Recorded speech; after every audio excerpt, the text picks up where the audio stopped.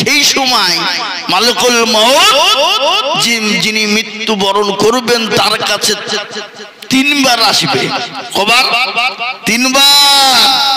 তিনবার এসে জিজ্ঞাসা করবে। কিন্তু প্যারা নবী বললেন তাহলে সবারই কাছে আসবে? বলে না, আসবে ওই সমস্ত মানুষের কাছে যারা ঈমানওয়ালা, কলমাওয়ালা, কোরআনওয়ালা, দ্বীনওয়ালা, নবীওয়ালা, সাহাবীওয়ালা, নবীর দ্বীনকে মেনে নিল, ইসলামকে জীবনে আঁকড়ে ধরে ইসলামের পথ অনুসরণ করে চলল, তাদের কাছে তিনবার আসবে। আর আল্লাহ তাদেরকে সুযোগ দিবে যে আমার বান্দা যদি কোনো রকম ত্রুটি ভুল করে থাকে তাকে তওবা করার সুযোগ দিবে। দেখবেন যারা আল্লাহওয়ালা, দ্বীনওয়ালা, ঈমানওয়ালা, তারা মৃত্যুর কিছু আগে বুঝতে পারে বাবজি যে আমি আর দুনিয়ার জমিনে বেঁচে থাকবো না। তখন ছেলে মেয়েদেরকে ডাকে, ছেলে মেয়ে, বিবি বাচ্চা যত আছে আত্মীয় স্বজনের কাছে ক্ষমা চাই।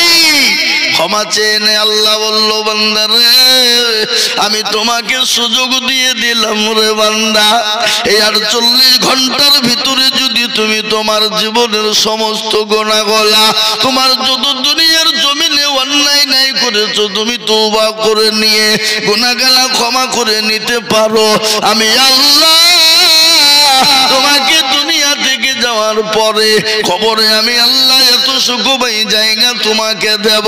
খালি কবরই নয়, আমি আল্লাহ তোমাকে পরকাল সুন্দর জায়গা করে দেব। আল্লাহ সুযোগ দেয় মানুষকে 48 ঘন্টা। 48 ঘন্টার ভিতরে সে যদি তার জীবনের গুনাহগুলা আল্লাহর কাছে ক্ষমা চেয়ে নিয়ে জীবনের গুনাহগুলা মাফ করে দুনিয়া থেকে চলে যেতে পারে, তো আল্লাহ রাব্বুল আলামিন তার উপর খুশি হয়ে, রাজি হয়ে তার জন্য জাহান্নাম হারাম করে দিয়ে তাকে আল্লাহ দুনিয়ার ৭০ গুণ বড় জায়গা পরকালে কিয়ামতের ময়দানে আল্লাহ দান করবে। কিন্তু বাপ, আমাদের মনে হয় যে আমরা মৃত্যুর 48 ঘন্টা আগে আল্লাহর কাছে তওবা চাইতে পারবো, ক্ষমা চাইতে পারবো। এ বাবা, ক্ষমা চাইতে হলে, তওবা করতে হলে প্রকৃতিক মুমিন হতে হবে, নামাজি হতে হবে, কোরআনওয়ালা হতে হবে।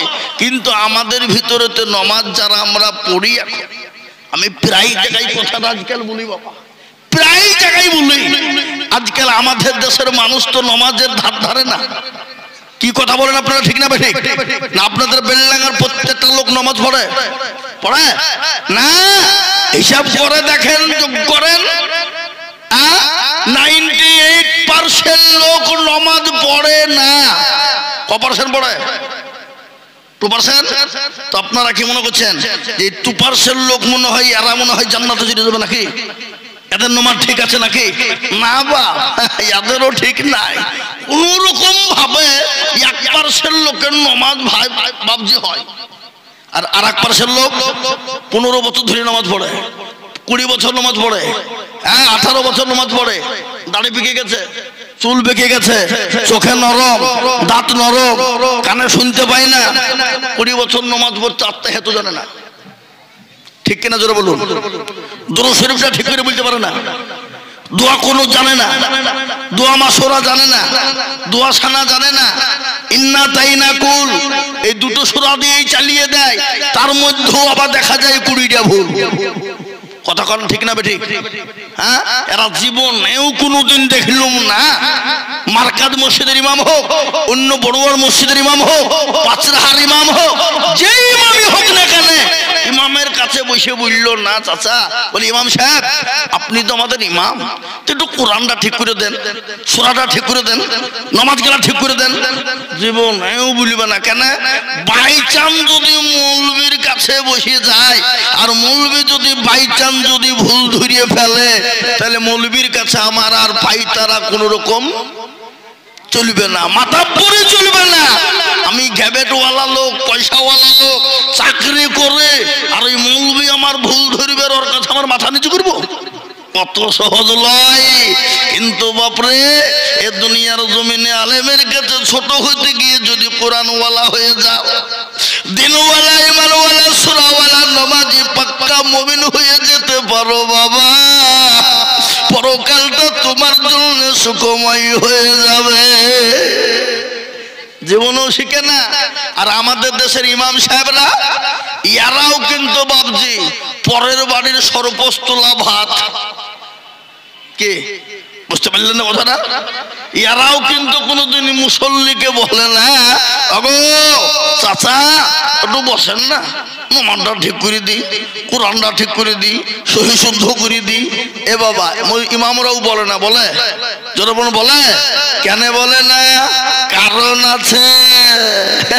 ইমাম হয়েছে তোমাদের ভাগ্য ভালো, আমিও অজু করিয়ে নমাজ পড়াই। বেশি কায়দা করবা তো বিনা উজুতে নমাজ চালিয়ে দিব, তোর নমাজ হলি বাকি না হইলি বাকি। হ্যাঁ, বেতন তো মাত্র 8,000, 4,000, 5,000, তো তোমাকে আবার অজু করিয়ে নমাজ পড়াতে হবে? এ বাবা কথা বলুন ঠিক না বেটি জোরে বলুন। আজকে আপনারা বেলডাঙ্গার মানুষ শুনলেন, আলেমুন আমাদের ইজ্জত সম্মানকে যদি নষ্ট করে মুসলমানরাই করেছে, কোরআনের মানকে যদি নষ্ট করে মুসলমানরাই করেছে, তার প্রমাণ আমি আপনাদেরকে দিব এখনই। শুনেন বসে ভালো করে। কারণ আপনারা বলবেন তাকবীর হয়, মুসলমানরা কি করে করলো, মুসলমানরা কি করে হলো? শুনলেন, হুই হুই হুই করলে হবে না। হ্যাঁ, দুটো পয়সা আছে, হুই হুই করবো, নিজেকে গম্ভীর মনে করবো, এটা করলে হবে না। আজকে শুনলেন বেলডাঙ্গার মানুষ, কোরআনের মান মুসলমানরা দেয়নি, আলেমুল আমাদের ইজ্জতকে মুসলমানরা দিতে চাই না। আজকে এই জন্য বেঈমানরা মুসলমানদের উপরে উঠে পড়ে লেগেছে বাবা, অত সহজ নয়। শুনলেন বলবো, ইমাম সাহেবের বেতন কত? 7,000, 8,000, 5,000। ও তো নামাজ পড়াতে পড়াতে বলছে আলহামদুলিল্লাহ রাব্বিল আলামিন রহমানির আল্লাহ, মাস তো শেষ। এ তো মাত্র কটা বেতন, কি করব? সংসার চালাবো না ছেলের ওষুধ কিনবো না বিবির কাপড় কিনবো? গায়রিল মাগদুবি আলাইহিম ওয়ালাদ-দাল্লিন। তো ফেরেশতা বলছি কি বলছে রে? হ্যাঁ, কি বলছে ও? হ্যাঁ, আল্লাহ ফেরেশতারা বলছে ইমামকেও ফাটাবো, মুসল্লিকেও ফাটাবো, আই মরবি মরে একবার দেখ। কেন? ইমামের মান নেই, কোরআনের মান নাই, ইজ্জত নাই। এই জন্য বাপ আজ গোটা বেঈমান পৃথিবীর জমিনে চাইছে ইসলাম থবে না, মাদ্রাসা থবে না, কোরআন থবে না, মসজিদ থবে না, মুসলমান থবে না বাপ। আজকে গোটা পৃথিবীর জমিনে চাইছে ইসলাম মুক্ত ভাব দুনিয়া চায়, ইসলাম মুক্ত মুসলমান দেশ চায়, ইসলাম মুক্ত মুসলমানকে রাখতে দেবে না, ইসলাম মুক্ত করে দিতে চায়, কোরআনকে মুক্ত করে দিতে চায়, দিনকে মুক্ত করে দিতে চায়। তাই আমি আপনাদেরকে বলবো বাপরে, বেঈমানরা যদি চেষ্টা করুক না কেন, ইসলামকে মিটিয়ে দিতে পারবে না, কোরআনকে মিটিয়ে দিতে পারবে না, দিনকে মিটিয়ে দিতে পারবে না। দিনের মালিক হলেন আমার আল্লাহ, ইসলামের মালিক হলেন আমার আল্লাহ, কোরআনের মালিক হলেন আমার আল্লাহ।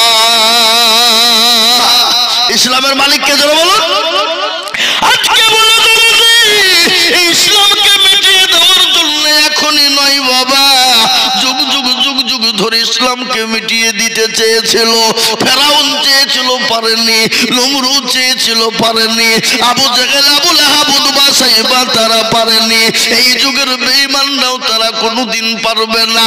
কিন্তু আমি বলবো মুসলমান দরদি গো, আসল নামাজি হয়ে যায়, দিনদার হয়ে যায়, কোরআনওয়ালা হয়ে যায়, নিজের ছেলে মেয়েদেরকে মাস্টার বানান, ডাক্তার বানান, ইঞ্জিনিয়ারিং বানান, প্রফেসর বানান, কোনো বাধা নাই। কিন্তু আপনার ছেলে মেয়েদেরকে এতটুকুন শিক্ষা দেবে, আপনার ছেলে মেয়ে যেন কোরআনওয়ালা হতে পারে। আপনার ছেলে মেয়ে যদি কোরআনওয়ালা হয়ে যায়, আপনার ছেলে মেয়ে যদি জায়েজ না জায়েজটা বোঝে না, আপনার ছেলে মেয়ে যদি হালাল হারামটা বোঝে না, আপনার ছেলে মেয়ে যদি কোরআনকে মান দিতে পারে, ও মুসলমান গো, দুনিয়া জমিনে যত তুমি ইনকাম করবা, যত সুশিক্ষায় শিক্ষিত হবা, আল্লাহর তরফ থেকে তোমার উপর মাদাদ আসবে। আর মুসলমান দরদি ছেলে মেয়েদেরকে কোরআন শেখাবা না। আজকে ইংলিশ মিডিয়ামের জন্য আপনার লক্ষ লক্ষ টাকা ছেলেদের পিছনে খরচ হয়ে যায়। ভূগোল শেখানোর জন্য, অঙ্ক শেখানোর জন্য লক্ষ লক্ষ লক্ষ লক্ষ টাকা খরচ হয়ে যায়। কিন্তু মুসলমান একটু বুকে হাত দিয়ে বলুন, আমি আমার ছেলে মেয়েকে শেখানোর জন্য হাফেজ জাকারিয়াকে বলেছি, কোনদিনও জাকারিয়া সাহেব আপনি আমার ছেলে মেয়েদেরকে কোরআনওয়ালা বানিয়ে দেন, এতে যত টাকার প্রয়োজন আমরা দেব। একজনা বলতে পারবে? বুকে হাত দিয়ে বলতে পারবেন? কার দোষ দিবেন আপনি? কাকে বলবেন? প্রত্যেকটা মুসলমানের বাড়িতে প্রতিদিন সকালবেলাতে কোরআন পড়া জরুরি জরুরি জরুরি জরুরি, কিন্তু আমাদের বাড়িতে প্রত্যেক দিন কোরআন তেলাওয়াত হয়, এ লোক পাওয়া যাবে? পাওয়া যাবে না, কোনদিন পাওয়া যাবে না। যে কিতাবটা আল্লাহর রাসূল আল্লাহ বলেছেন, ওগো মুসলমান প্রতিদিন তুমি একটা করে আয়াত হলেও কোরআনটা খুলে নিয়ে বাড়ির বরকতের জন্য বাড়িতে বসে যাও, একটা মুসলমান পড়ে না। কার দোষ দিবেন আপনি? কোরআনের মান আমরা দিতে জানি না, ইসলামের মান দিতে জানি না। তাই আজকে আমি বলবো, বাপ আল্লাহ কোরআনে পাকের মধ্যে ঘোষণা করে দিয়ে বললেন, বান্দারে আমি তোমাদেরকে দুনিয়া জমিনে বানিয়েছি আমার ইবাদত করবা, আমার বন্দেগী করবা, আমার দিনকে জীবনে পেট করে নেবা বান্দা। কোরআন বলে দিল, ওয়া খালাকতুল জিন্না ওয়াল ইনসা ইল্লা লিয়াবুদুন। আল্লাহ বলে, বান্দা আমি তোমাদেরকে বানিয়েছি আমার ইবাদত বন্দেগী করার জন্য, এই জন্য আমি আল্লাহ তোমাদেরকে বানিয়েছি, নচেত তোমাদেরকে দুনিয়া জমিনে বানাইতাম না। আমরা বেলডাঙ্গার মানুষ মনে মনে করছি যে আমাদের আর কারো হয়তো মরণ হবে না, মৃত্যু হবে না, আমরা অমর হয়ে দুনিয়ার জমিনে এসেছি। কিন্তু না বাবা, মৃত্যু হবেই, আর মরণের পরে আর একটা জায়গা আমাদের জন্য তৈরি আছে। কি গো, মৃত্যু হবে না? হবে না নাকি বলছেন আপনারা? এ বাবা, আপনি আমি সে তিনি, কোটিপতি ধনী বড় লোক, মৃত্যু সকলের হবে, মরণ হবে। আর মরণ যে কখন কার কোন টাইমে হবে একমাত্র জানেন তিনি ভালো, তিনি হলেন আমার আল্লাহ। তাই আমি আপনাদেরকে বলবো, আসুন ভাইরে ও মুসলমান, মসজিদ ভেঙে দিতে পারে, কোরআনকে পুড়িয়ে দিতে পারে, ইসলামকে মিটিয়ে দিতে পারে। আজকে মুসলমান যদি নামাজি হয়ে যায়, মসজিদ মুখী হয়ে যায়, কোরআন মুখী হয়ে যায়, গোটা বিশ্বের বেঈমান মুসলমানদের পায়ের তলে পড়ে যাবে। গোটা বিশ্ব মুসলমানদের পায়ের তলে পড়ে লুটুপুটু খেলবে, লুটুপুটু খেলবে, আর বেঈমানরা আমাদের কাছে মাথা নত করবে। আজকে মুসলমানদের দোষে আজকে বেঈমানরা আমাদের উপর মাথায় আঙ্গুল তুলে কথা বলে, আমাদের মসজিদগুলোর উপর আক্রমণ করে, মাদ্রাসাগুলোকে ভেঙে দিতে চায়, কোরআনকে পুড়িয়ে দিতে চায়। কিন্তু আমি আপনাদেরকে বলি, আজ থেকে নিয়াত করলেন, এই মার্কাজ মসজিদ আমরা বানিয়েছি, বানাইনি নয়, আমরা আজ থেকে নিয়াত করব, ছেলে মেয়েকে কোরআনওয়ালা বানাবো, মসজিদমুখী হব, ছেলে মেয়েদেরকে নামাজের জন্য মসজিদের জন্য ডাকবো। আল্লাহর তরফ থেকে মাদাদ চলে আসবে। বেঈমানদের ক্ষমতা নাই মুসলমানদের ক্ষতি করে দিতে পারে। সে জামানায় মাত্র 313 জন সাহাবা, লক্ষ লক্ষ কাফের। আল্লাহু আকবার। সাহাবাদের কাছে অস্ত্র শস্ত্র কিছুই নাই, তাদের ছিল ঈমান। ঈমানে বলে বলিয়ান তারা, আর তাদের লক্ষ লক্ষ কাফেরদের অস্ত্র শস্ত্র। সেই ময়দান থেকে লক্ষ লক্ষ কাফেররা সেদিন মুচকি মুচকি হেসেছিল, আজকে মুসলমানদেরকে তুলোর মতো নুড়িয়ে দেব। আর সমস্ত মুসলমানরা বলেছিল, আল্লাহর রাসূল সামান্য 300 লোক, এই কটা লোক নিয়ে লক্ষ লক্ষ কাফেরের মোকাবিলা করব কি করে? আল্লাহর নবী সিজদায় পড়ে গেল, আল্লাহকে বলেন, পরওয়ারদিগার আলম, মাবুদ মাওলা, তুমি যদি চাও তোমার দিনকে জিন্দা রাখবা, ওগো আল্লাহ তুমি তোমার দিনের খিদমত করবা, আর তুমি যদি চাও দিনকে থুব না, ও আল্লাহ তাহলে তুমি তোমার দিনকে মিটিয়ে দিবা।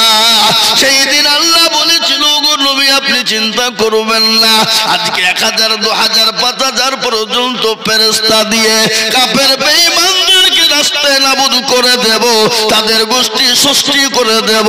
ওগো নবী ইসলামের সেদিন জয় হয়ে যাবে। আমি আপনাদেরকে বলার উদ্দেশ্য হলো এটা, সে আল্লাহ আছে না মরে গেছে? বলুন, সে আল্লাহ আছে না মরে গেছে? আল্লাহর মনে হয় বয়স হয়ে গেছে নাকি, শক্তি কমে গেছে? না, সে আল্লাহ ছিল, এখনো আছে, আগামী তো থাকবে ইনশাআল্লাহ। তাই আমি বলি, যত বেঈমানরা চেষ্টা করুক না কেন, ইসলামকে শেষ করতে পারবে না। আর একবার হাত উঁচু করে আল্লাহকে দেখিয়ে বলুন ইনশাআল্লাহ। অনেকে তুলল না, ওরা মনে মনে করছে দেখো মৌলবী হাত তুলতে বলছে মানে এবার লাইনে ঢুকছে নাকি? এ বাবজি, ওরা মনে মনে করছে অনেকেই, কিন্তু বাবজি যে উঠাইলো সে জিতে গেল, আর যে তুললো না সে কি হলো? কি হলো? ঠকে গেল, হেরে গেল। ওরা মনে করছে আইজুল মৌলবী দেখতে পাবে না, কিন্তু হাবা আমার সাথে দেখা সাথে সাথে কি, যেটা কেউ দেখে না সেটা দেখে কে, যেটা কেউ জানে না সেটা জানে কে, যেটা কেউ বোঝে না সেটা বোঝে কে। সবাই বলে আমি ভালো, আমি জানি কি, আমার মনের গোপন খবর জানে আল্লাহজি। আলোতে আধারে নির্জনেতে কথা কি করেছো তুমি সব জানে সে। তাগারি চোখে থেকে যাবে না পাখি, আমি জানি কি। ও মুসলমান দরদি গো, সকলের কাছে চালাকি চলবে, সকলের কাছে চালাকি চলবে, আমার আল্লাহর কাছে চালাকি চলবে না। তাই আমি আবার আপনাদেরকে বলবো মুসলমান গো, বেঈমানরা যতই চেষ্টা করুক না কেন ইসলামকে মিটিয়ে দিতে পারবে না। আর একবার হাত সকলে তুলে দিয়ে বলবো ইনশাআল্লাহ পারবে না। এই মজলিসে আছে যত মুজাহিদ বীর, উচ্চ কণ্ঠে হাত তুলে বলি নারে তাকবীর। নামিয়ে দেন হাত। কোরআনকে জিজ্ঞাসা করুন, কোরআন বলে দিয়েছে আল-ইয়াউমা নাখতিমু আলা আফওয়াহিহিম ওয়া তুকাল্লিমুনা আইদিহিম ওয়া তাশহাদু আরজুলুহুম বিমা কানু ইয়াকসিমুন। কিয়ামতের দিন জবানে তালা মেরে দেবে, হাতকে বলবে কোন কাজে ভাই করেছিল বল। সেই দিন আল্লাহর দরবারে এই হাত সাক্ষী দিয়ে বলবে মাবুদ গো, ওই বেলডাঙ্গা আমার কাজের জন্য আজিজুল হাত তুলতে বলেছিল, ইসলামের জন্য হাতটা তুলে দিয়েছিলাম। সেই দিন জাহান্নাম হারাম হয়ে যাবে, জান্নাত ওয়াজিব হয়ে যাবে। তাই আমি আপনাদেরকে বলবো বাপরে, আজকে বিশ্বের মাটিতে মুসলমানদের করুণ অবস্থা, তার মধ্যে থেকে বেঁচে থেকে ইসলামকে টিকিয়ে রাখতে হবে। তাই আমি লম্বা চওড়া বয়ান করব না, আমি আল্লাহর নবীর আল্লাহর ঘর মসজিদের জন্য আমি আপনাদের কাছে একটা হাদিস পড়েছি। আল্লাহর নবী বলেছেন মান বানা লিল্লাহি মাসজিদান বানাল্লাহু লাহুল মাইদান ফিল জান্নাহ। ও মুসলমান দরদি আমার ভাইয়েরা, বিশ্ব নবী বলেছে যারা মসজিদ বানিয়ে দেয় আল্লাহ কাল কিয়ামতের দিনে তাদের জন্য জান্নাতে ঘর তৈরি করে দেবে। তাই আমি বলবো না মুসলমানেরা, আজকে বেলডাঙ্গা একটা শহর, ঐতিহাসিক শহর, এই বেলডাঙ্গা ঐতিহাসিক শহরের মধ্যে আজ একটা বিরাট একটা ঐতিহাসিক মার্কাজ, এই মাদ্রাসার মার্কাজ মসজিদের অনেক কাজও সম্পন্ন আছে বাবা। এই মসজিদকে তৈরি করার জন্য আপনি আমি সেই তিনি সকলেই চলে যাব, কিন্তু এই মসজিদ কিয়ামত পর্যন্ত থাকবে, কিয়ামত পর্যন্ত নামাজ হবে। তাই এই মসজিদকে বানানোর জন্য আমি আপনাদের কাছে হাত পেতে দেব। আমি আজিজুল হক সারা পশ্চিম বাংলা না, আসাম, ত্রিপুরা, মেঘালয়, মণিপুর, উড়িষ্যা, বিহার, ঝাড়খণ্ড, পশ্চিম বাংলা, বাংলাদেশ লক্ষ লক্ষ লক্ষ লক্ষ করে টাকা চাই রে বাবা। এই দেখেন গতকাল কি ছিল ত্রিপুরা সোনামুড়াই জালসা বাবা, একটা মসজিদের জালসা। আমাকে ডাক দিয়ে বলল হুজুর, আমি জিজ্ঞাসা করলাম কত চাবো, একজন বলে হুজুর আপনি সর্বপ্রথম 5 লক্ষ টাকার ডাক দেন। আমি বলছি কি রে খেপা নাকি, ত্রিপুরার লোক বলে খাইতে পাই না, আবার ওই যে 5 লাখ ডাক দেবে, তার মানে কোথা থেকে দিবে ওরা? এ যা বাড়ির হাল দিবে কি রে? ওই যে আপনি একবার দিয়ে দেখেন, দেন একবার। ওরে আল্লাহ, মুসলমান দেখে মনে হবে না কিন্তু আল্লাহকে এতটাই ভালোবাসে, আল্লাহর ঘরকে এতটাই ভালোবাসে, সর্বপ্রথম বলে গিয়েছে আল্লাহর বান্দা 5 লক্ষ টাকা দিবা। একজন পকর থেকে এরকম করে 2 পকর থেকে বান্ডিল বের করে বলে, হুজুর এই 2 লক্ষ টাকা নগদ দিলাম আর 3 লক্ষ টাকা পরে দেব। তাই আমি বলবো বাপ, এই মার্কাজ মসজিদকে গোটা সৌন্দর্য তৈরি করে দেওয়ার মতো লোক এই বেলডাঙ্গার মাটিতে আছে না নাই? জোরে বলো, আগো আছে না নাই? জোরে বলো।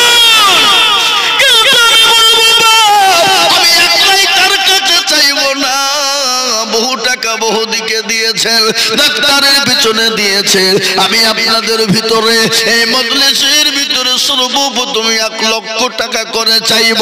আমি একবার তাকবীর দেব, তাকবীর দেওয়ার সঙ্গে সঙ্গে মাত্র 1 লক্ষ করে টাকা দিয়ে আল্লাহর ঘর মসজিদের জন্য হাতটা বাড়িয়ে দেবেন, যে মসজিদ কিয়ামত পর্যন্ত থাকবে। আপনি আমি কিয়ামত পর্যন্ত কবরে শুয়ে নেকি পাবো। ও মুসলমান গো, কবর তো বড় কঠিন, আর এই কবর আপনাকে আমাকে প্রতিদিন ডাকে। কি গো, ডাকে কি ডাকে না? জোরে বলো, কবরে ডাকে না ডাকে না? হ্যাঁ বাবা, যারা মারা গেছে খবর নিয়ে দেখে আস, 1 সপ্তাহ পরে হাতের আঙ্গুল গলা খুলে খুলে পড়ে যায়। 15 দিনের মাথায় নিজের মাথার চুল গলা খুলে যায়। 20 দিনের মাথায় পেটটা ফেটে যায়। 25 দিনের মাথায় শরীরের মাংস গোলা পোকাতে খেয়ে নাই, কঙ্কাল পড়ে থাকে। খবর নিয়ে দেখো, বাসের ঝাড়ের বাস কিন্তু এখনো পচে না, কিন্তু তোমার এত দামি শরীর কিন্তু মাংস নাই। আর ওই কবর প্রতিদিন ডাকে, কি বলে? কারো ভরসা আছো রে মন, কিসের এত মায়া, এত সাদের বাড়ি তোমার ভেঙে যাবে বাসা। ও দুর্গনা দিন ভোরাইয়া যাবে, যৌবনে লাগবে ভাটি, ওই যে ডাকিতেছে তোমায় কবরের মাটি। সন্ধ্যার আগে যেদিন ডুবে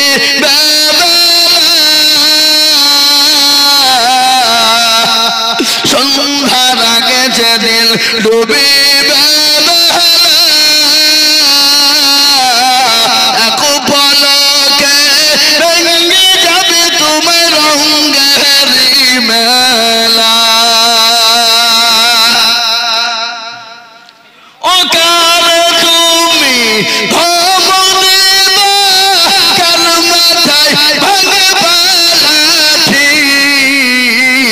ওই যে ডাকিতেছে তোমায় কবরের মাটি।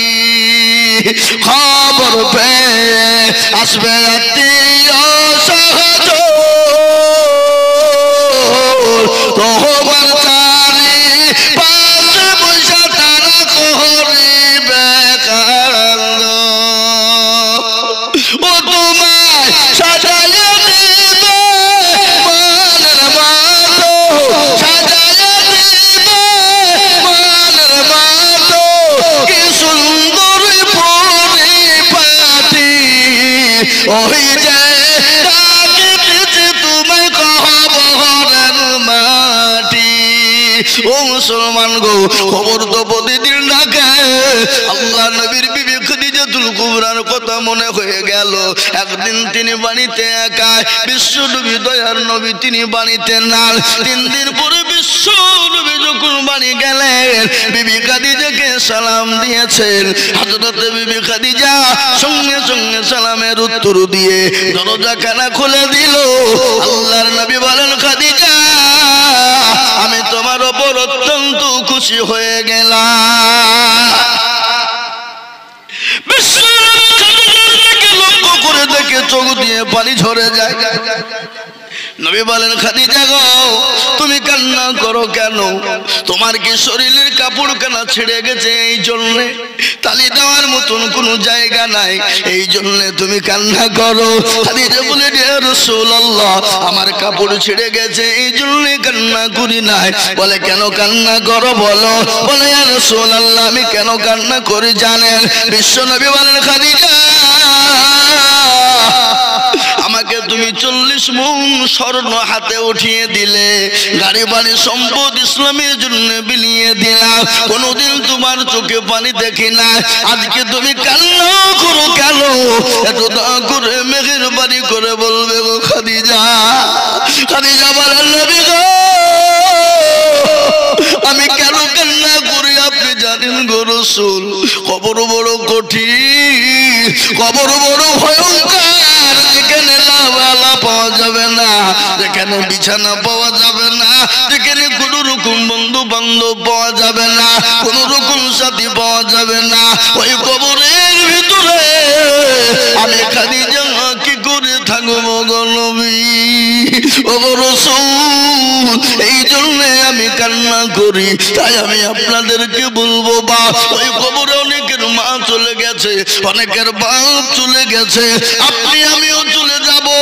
তাই ওই মসজিদকে বাঁচানোর জন্য, ওই কবরকে সুন্দর জায়গা তৈরি করার জন্য, কিয়ামতের দিন জান্নাতে ঘর বানানোর জন্য আমি একবার তাকবীর দেব। আর তাকবীর দেওয়ার সঙ্গে সঙ্গে সর্বপ্রথম মাত্র 1 লক্ষ টাকা একবার জোরে সরে বলি নাই তুমি। ইনশাআল্লাহ এই মারকাজ মসজিদের জন্য সর্বপ্রথম আল্লাহর পেয়ারা বান্দা, নবীর প্রেমিক আল্লাহর বান্দা সর্বপ্রথম 1 লক্ষ টাকার হাতটা বাড়িয়ে দিয়ে বলবে হুজুর আমার কাছে জান আছে মাল নেই, আমি পরে অল্প অল্প অল্প অল্প করে দিয়ে দিয়ে দিয়ে এই মসজিদ মারকাজের জন্য 1 লক্ষ টাকা দেব ইনশাআল্লাহ। এরকম করে হাতটা উঁচু করে দিয়ে বলি সর্বপ্রথম আমি জানি এই বেলডাঙ্গার মাটিতে 1 লক্ষ কেন 5 লক্ষ টাকা দেওয়ার লোক এইখানে আছে, কিন্তু আমি 5 লক্ষ টাকা এই কেন গো এই এত কইলে তো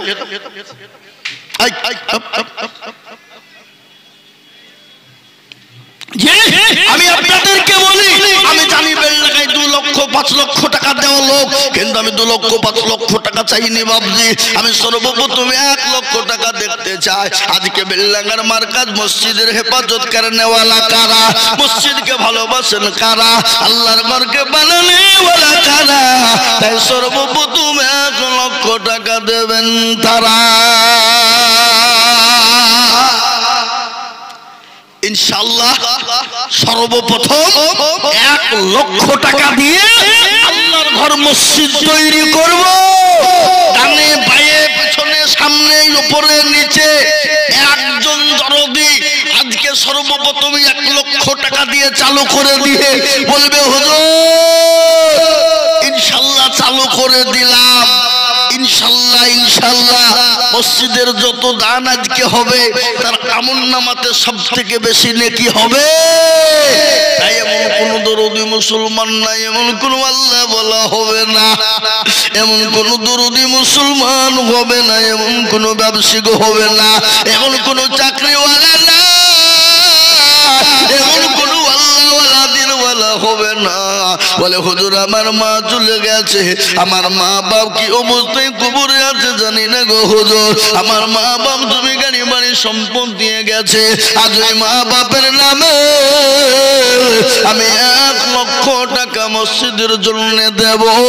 ইনশাআল্লাহ কিয়ামত পর্যন্ত জায়গা হয়ে যাবে, মসজিদ কিয়ামত পর্যন্ত তাকবীর চলবে, তাসবিহ চলবে, নামাজ চলবে, বা কিয়ামত পর্যন্ত নেকি হবে দরদি।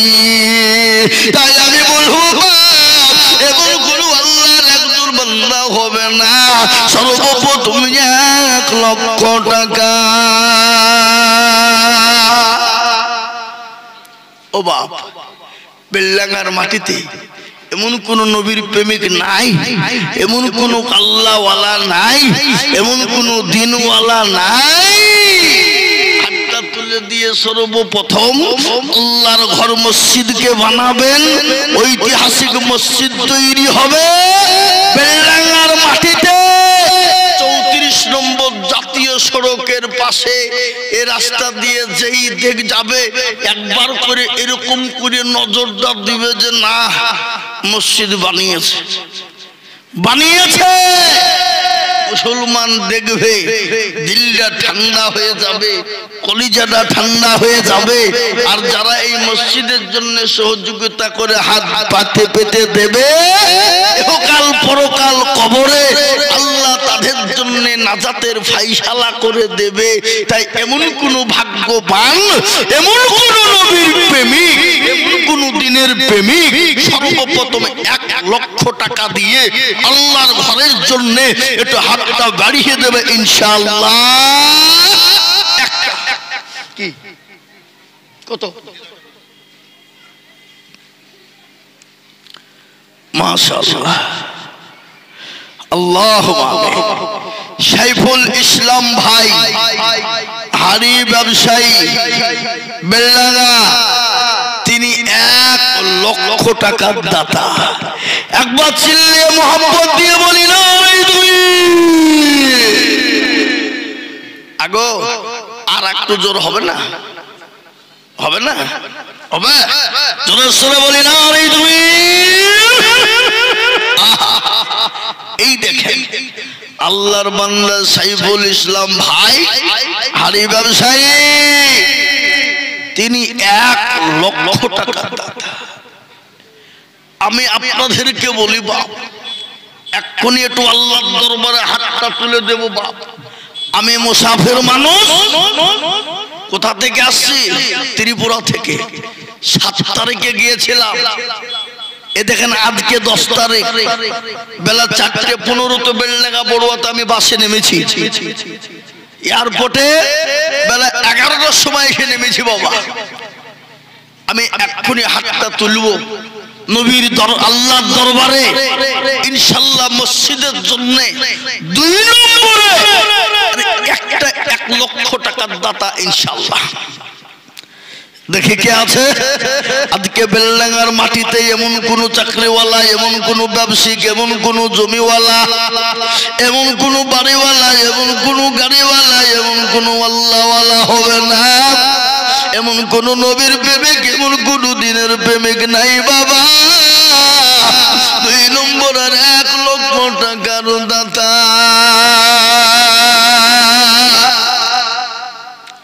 দেখি আজকে বেলডাঙ্গার মাটিতে হাতটা তুলে দিয়ে বলবে হুজুর আমার কাছে জান আছে মাল নাই,